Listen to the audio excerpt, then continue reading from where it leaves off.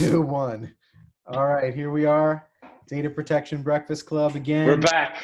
We're back. We're doing Labyrinth, a movie with David Bowie and some incredible makeup.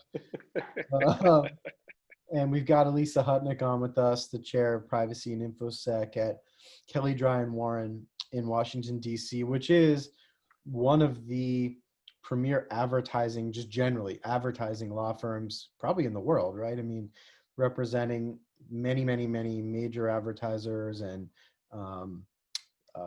industry groups and things like that. So super psyched to have her. This is one of your main outside counsel, right? She's my primary for sure. I work with her on all my MarTech, AdTech stuff, all my CCPA stuff. She is a what is it? What's the right third batter? She's the third batter in the lineup. I don't know. She's a heavy hitter. I mean, she is smart, knows what she's doing, and the best thing about her, and we've become great friends. But aside from that, like, she doesn't waste anyone's time. She doesn't, like, everything is. She gets it on the first try. She knows what my issue is. She comes back with something thoughtful and helpful and actionable. She's top of the line, man. Like, absolutely great. It's like the opposite of the outside counsel that lobs a memo over the fence to you and goes, "Man, here you go. Figure it out." One of the hardest things, and you and I have talked about this, and we won't name firms, but like, when we got into some of our rules, like, you inherit law firms and, this kind of thing.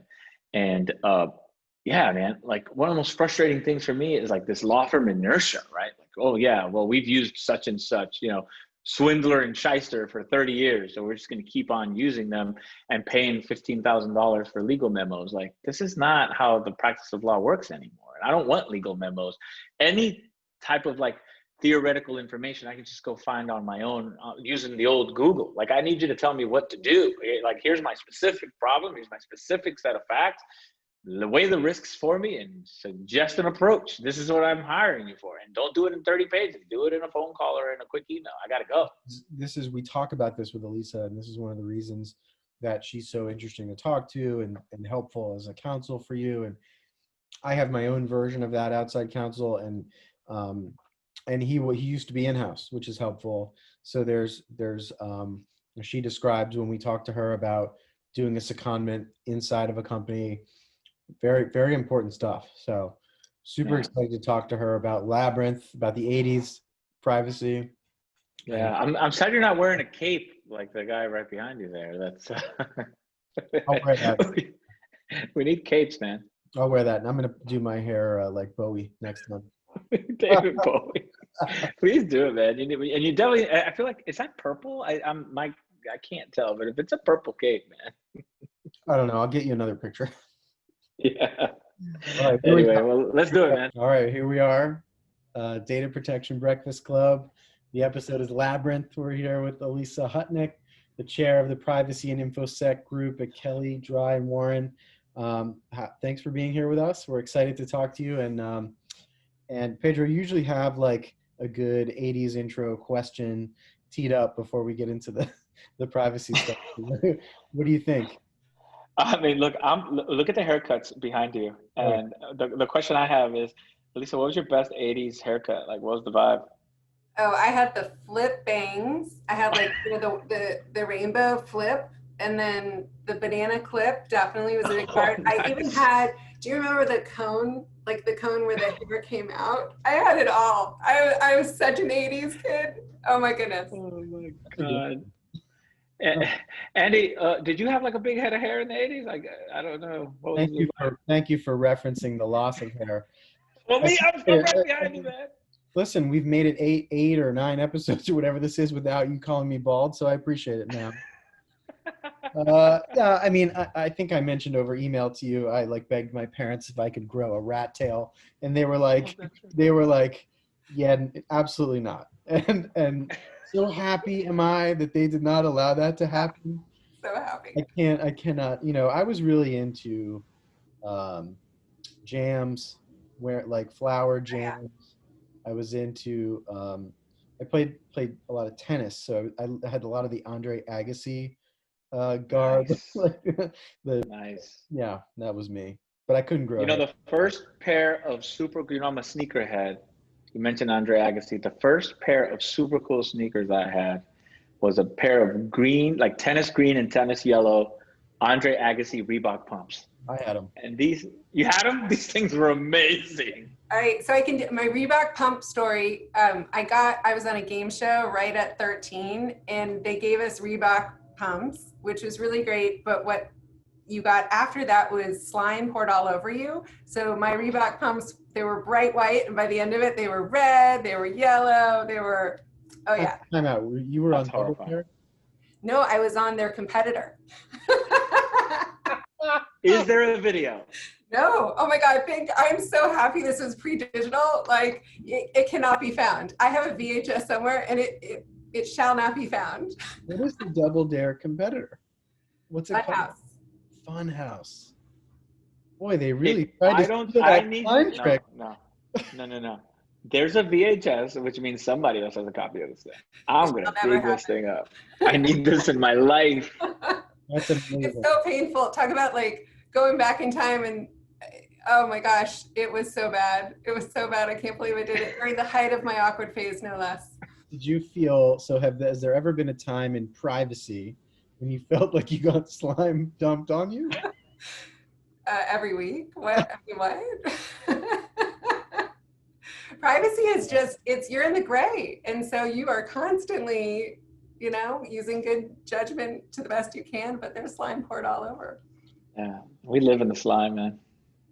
It's bad. Alysa is my battle buddy on CCPA strategy and compliance in my current role. And so we deal with that a lot. And I feel like that's constant slime. Like, it's just like, it's constant, vague, mushy mess. Just trying to navigate that for a large company. But it's hard. One of the things that I thought helped us there, and really, Pedro, it's a testament to you, is seeing ahead where you want to land, because so much of the vagaries, and I would say this with privacy law or consumer protection law just generally, it's where the right answer is. It's often not written in black letter, but where the trend line is going. And so how do you got to have the confidence to say this is where it will net out and make the case for competitively so, like how can we make that happen when we can make that happen? This is what I think separates the really good privacy outside counsel from the ones that are just kind of pretty good. And what I mean by that is the outside counsel that are really good at product. And right now there's, in the last 5-10 years, there's this new concept in companies, sort of bigger companies mostly, of the product counsel. We talked with Stephanie King at Twitter about that because she runs that group. Like, that wasn't really a thing 10 years ago. Now there's lawyers that are focused on product. And sometimes you need to have that outside counsel who's talking to a bunch of companies to actually help you develop product. I mean, I was on a call today with our team talking about data strategy, and to have an outside counsel view to help you actually build a product. We're an early stage company. We're not even raised a B round. So we are developing privacy by design in the product as we go. That's really what separates it for me from an outside counsel privacy perspective. Can we go in and start really talking about what should the thing do? And to your point, Alysa, what is the end state we want to achieve for the consumer or the B2B customer? What do they want, and how do we get there without running afoul of a whole bunch of vagaries? Right, because bolting on at the end, it's always messy. It just doesn't work. It doesn't work. But often that's, it depends on how empowered the legal team is to come up with that strategy as opposed to try to do cleanup. Yeah. When you work with clients, Alysa, what are the common themes that you see? And when I say clients, I mean privacy in-housers.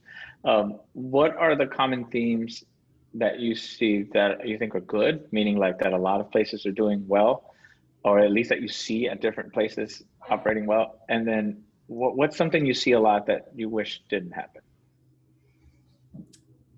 What works well is when the legal team is empowered. And that does not mean legal, is the naysayer. That never happens.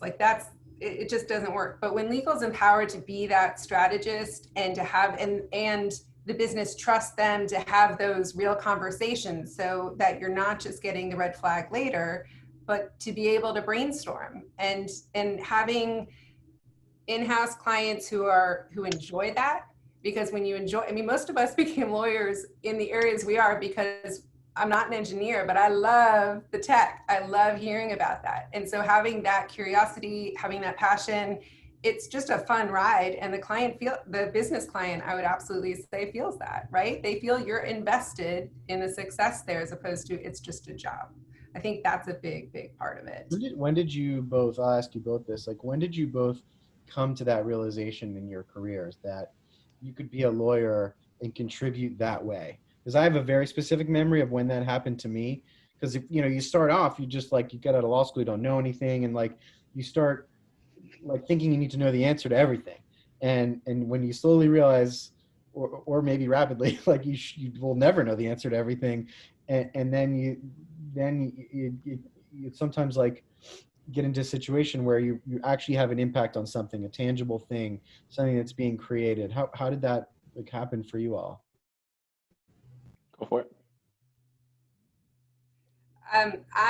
When I was a teenager, I interned at a cousin's who had a tech startup in LA, and I was doing it for free, but I was working next to all these developers, and it was fun to be part of the brainstorming, and I loved that.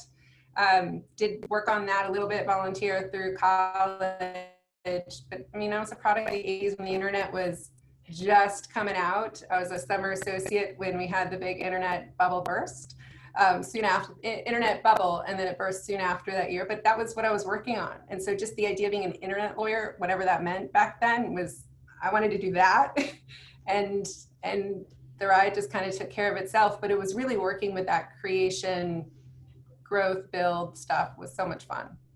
Yeah, that like you learned early, 'cause it took a lot longer for me. Like when I got to the firm, I was seconded to a client, a company called Prolexic, which was acquired by Akamai, which is a great company. And my experience with them was very positive. But when I was at Prolexic, I get there, I'm coming from a big firm. I'm used to sending like theoretical email memo type things. And before the firm, I was at DOJ, which is even more policy and kind of not, gibberish.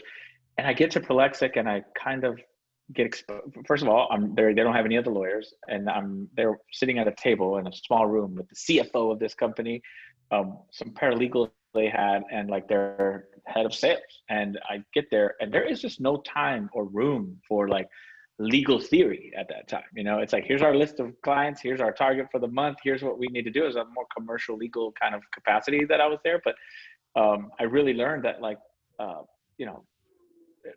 I don't need to teach these people privacy or data security or commercial contract law. I just need to enable their goal, which is they want to sell all this stuff and they want to sell it in 30 days, and making that happen. So to your point earlier about like the legal department is the no department, I've always thought that's a fantasy. I've worked in multiple in-house legal departments, and nobody is successful in any of those departments by leading with no's. Like that's just not a thing.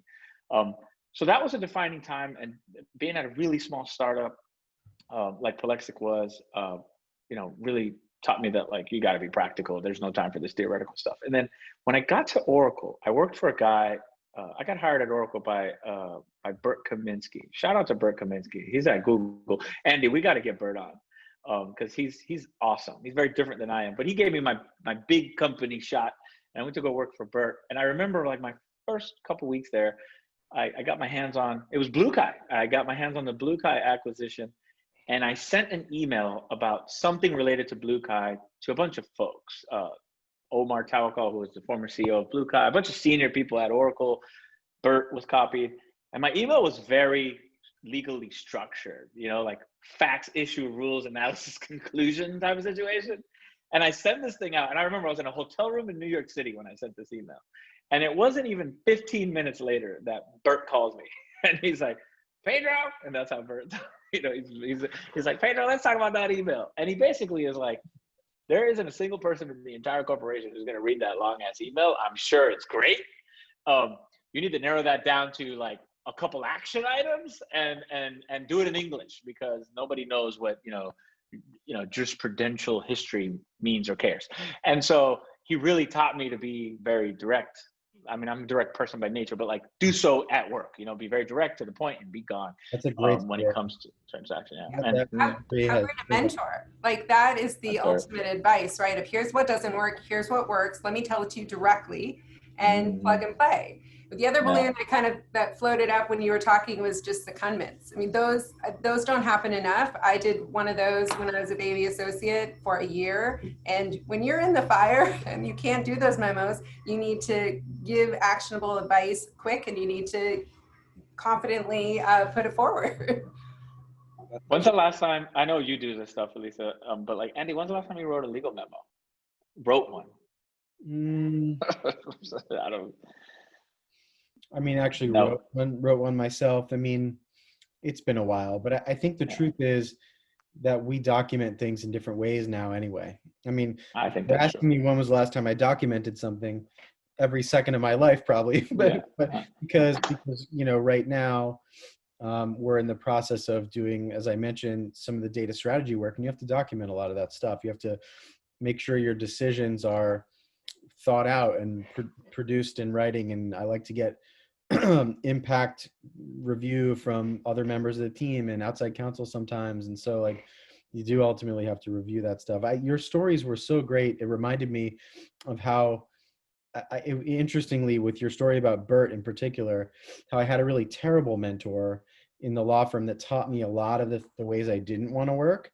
And then I had some experiences when I went in-house that taught me the actual way that I think it should be. Like your example of the email was very funny to me because he used to call me in to watch him dictate super long emails. And he would have his secretary typing while he's standing there dictating, an email. And at the time it was like complicated medical health joint venture. And he's writing this super long email. And I remember thinking to myself as a baby, Alysa, thinking to myself, like, who is going to read this? Like, exactly. No client wants to receive this. And I remember thinking, like, am I wrong? Like, I know, I don't know that much. Like, am I wrong? And I think lo and behold, turns out like, and maybe they read it, but I'm sure they didn't like it. I'm sure it wasn't the best way to communicate with their clients. So these are all really great stories because they really just illuminate like how important it is to dive in and be practical as an attorney, whether you're in-house, outside, doesn't really matter. No, you're Lisa, what I have a substance. Well, I don't know if it's substantive, but like big picture question about our work. Like 5 years ago, data breach was the hottest topic. All we talked about were data breaches, and it was, we would wake up and check the paper to see who's got the hot data breach this week or whatever. What happened to that noise? Like what happened to all of that? And like now all we think about is like, what's the new CCPA reg and what are they doing in Washington State and LGPD? What happened to data breaches? Do they not matter anymore? Like what happened? They're competing headlines. They're still happening. I mean, they're happening almost more, I think more than ever now. And I will tell you, the FTC continues to investigate them. It's just that now you have the privacy headlines, you have political headlines. They're definitely still happening. And it still shocks me, I have to say, when you have ones that happen based on kind of the low-hanging fruit issues. Like you can't do 100%, but we now have some best practices that you can at least leverage without too much. I think it's Trump. Like we're desensitized from there's no one's fainting, when things happen anymore. Like this Clearview AI breach has like, in some other world, that would be the biggest news ever. But like it pretty much passed through the news cycle. Like that's a huge data breach. Right.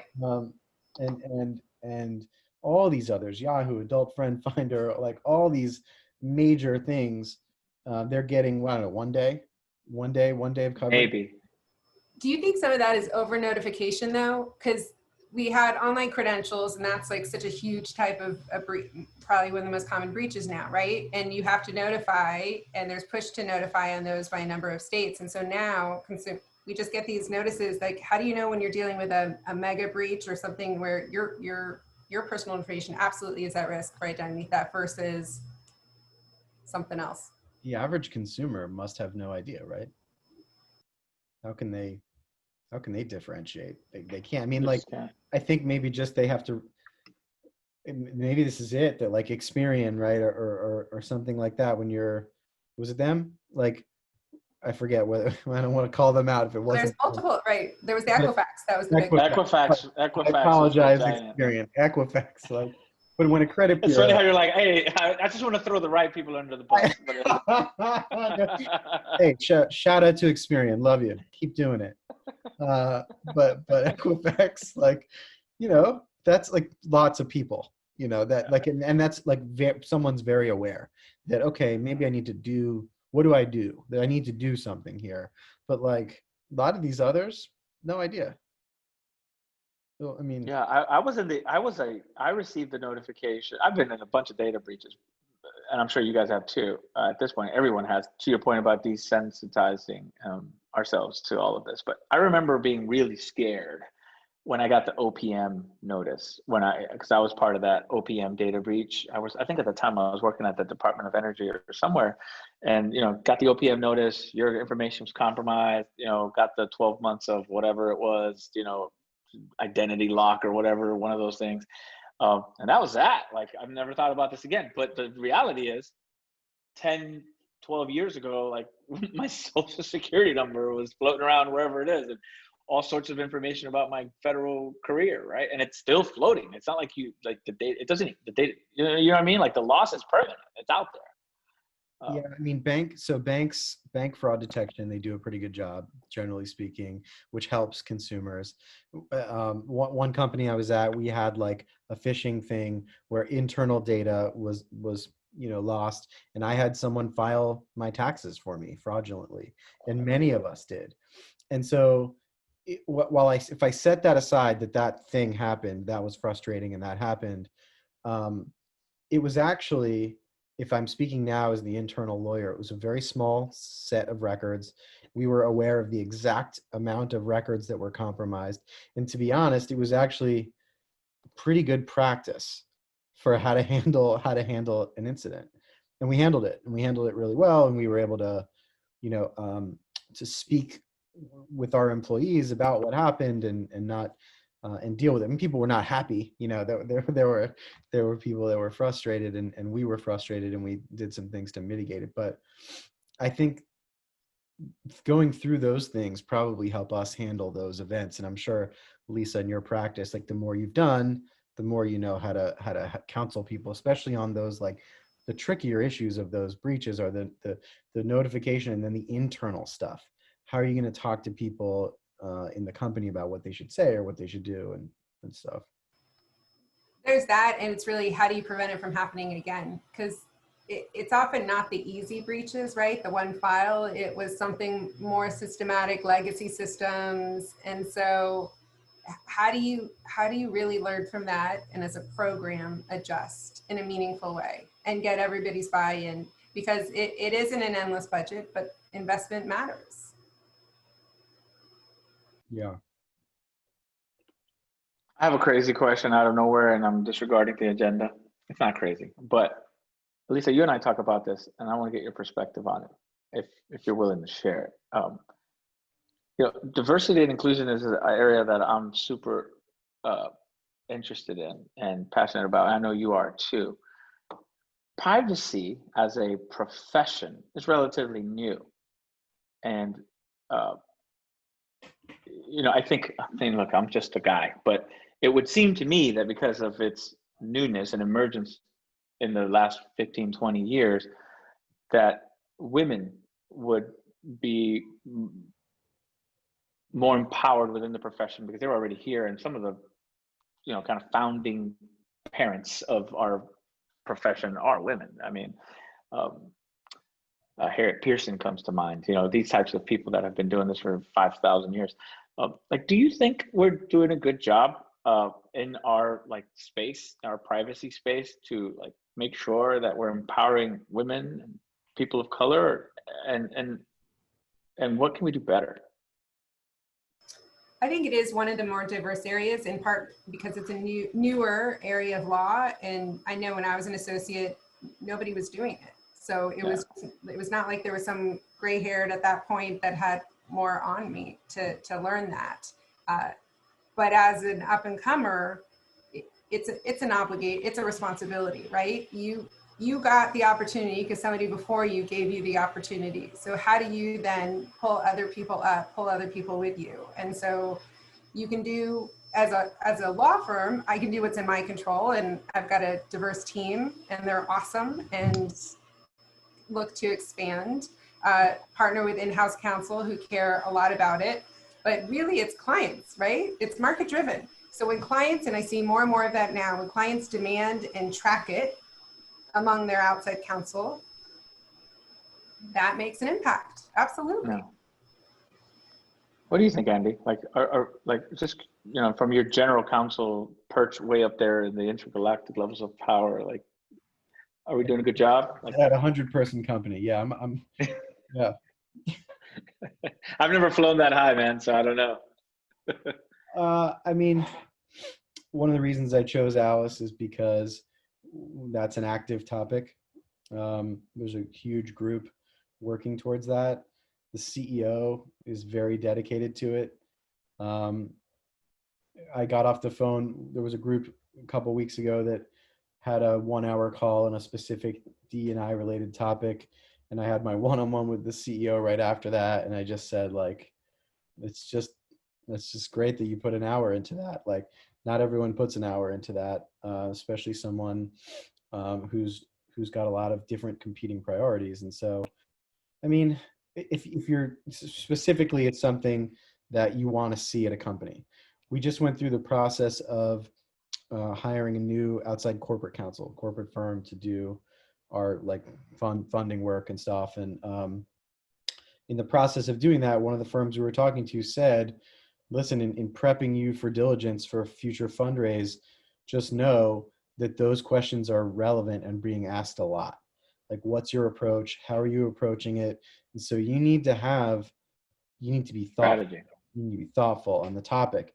And so, and they said, like, a lot, like, it sounds like you are doing that, but I only want to tell you that will come up in front and center. And those are nice signals. Those are nice signals to be seeing that, like, frankly, the VC world would pay attention to that whatsoever. Is just shows me that we're nowhere near there, but we're trending in a positive manner, which is good. I don't see one way or the other much in terms of privacy. Like, it feels to me, like Alysa said, it's up to those who are in it to bolster and put up people that represent a diverse mix and are, because that diversity will create better outcomes. It'll create way better outcomes, way better products, especially as we go global, and companies like yours already are super global. My company is going to be, moving into different territories. And so if you don't have people that understand different diverse jurisdictions, different countries, different backgrounds, how will you make privacy by design work at all? You won't. Yeah. I'll tell you my anecdotal kind of experience in all this. 10 years ago, I would look on LinkedIn, or I would go to conferences or engage with clients, and it was basically me and a bunch of Bobs, right? Like, me and the Bobs everywhere. Like, you go on LinkedIn, every privacy follow was Bob, every client was Bob, the partners at firms, a lot. There were some women, to my point earlier, but mostly white women. But there was very little diversity, I think, in privacy 10 years ago. I think over the last 2 or 3 years, I used to be, one of my talking points at conferences was like, I'm the only Pedro in privacy I know. That is no longer true. Or I know several other Pedros in privacy. But more importantly, there's a lot more people of color. There's a lot of women. There's a lot, of international folks involved. I think it's blossoming into something really great, especially over the last few years. My LinkedIn has become very colorful and diverse. Right. And that makes me very happy. That's great. Yeah, I love it. And it's because you have more decision makers now, right? When we Yeah. started out, it was a much smaller pool of decision makers and they weren't diverse for the most part, right? And so now 10 years, 15 years later, you see that difference. Yeah. And I'll tell you, now that we have a little bit of, I don't want to call us powerful people, but we have some influence. Like, I won't do a panel unless there's a woman on it. I just won't do it. You know, I guess there's always an exception or some extenuating circumstance, but if we're just talking about a general privacy topic, there's a woman out there who knows more about it than me. So let's get her on the panel. Like, you know, let's make that a point. And so I won't do that. Like, when I came to Salesforce, it was a big part of the discussion. I think Salesforce is a cutting edge company when it comes to diversity, inclusive, and equality. But there's always room for improvement. Anyway, I'm always curious about this. I know you guys are thoughtful about it, and I wanted to hear your thoughts. We can still do better, but I think we're on a decent path. I think like we got to wrap up soon, but when we had Jules Polonetsky on, he referred to ad tech in general as feeling like the movie Groundhog Day. And Pedro's repeatedly called ad tech the Kanye West of privacy. And we're talking about Labyrinth here, and I think it's another really good analogy for ad tech.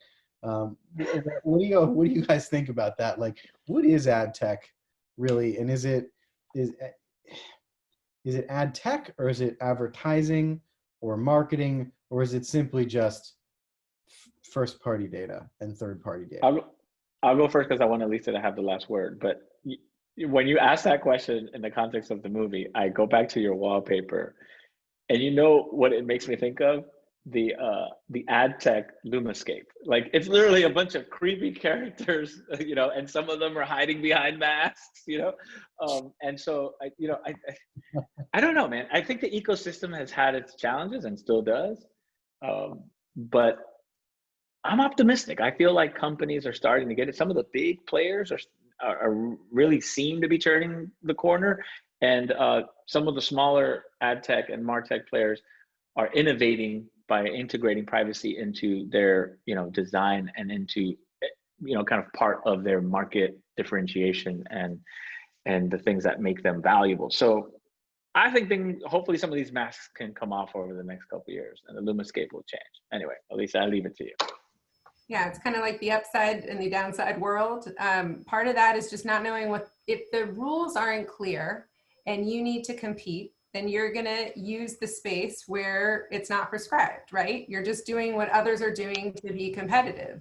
The more clear, here's the rules of operation, here's the space, and innovate to your heart's delight, then people make different choices. So I think I'm an optimist. I know a lot of MarTech, ad tech who are really smart, wonderful, purpose-driven, creative, and I think those are the ones who are going to be in here for the long haul. And there's some short-term players who are not going to make it, like any business. It does feel like a maze, though, in some respect. I mean, all that's true.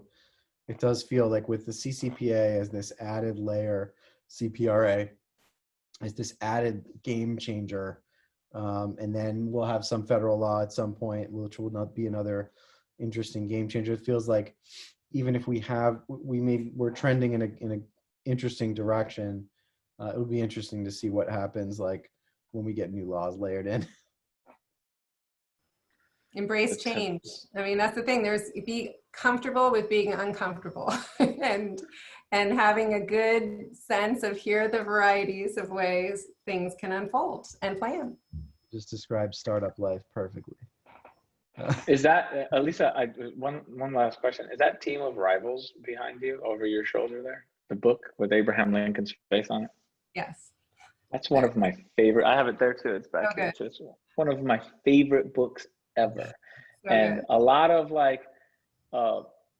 I think some of the privacy application there is how to talk to DPAs. You can learn a lot about how to lead groups of people with diversity of thought by reading Team of Rivals. Anyway, shout out to Abraham Lincoln for being the first ad tech lawyer.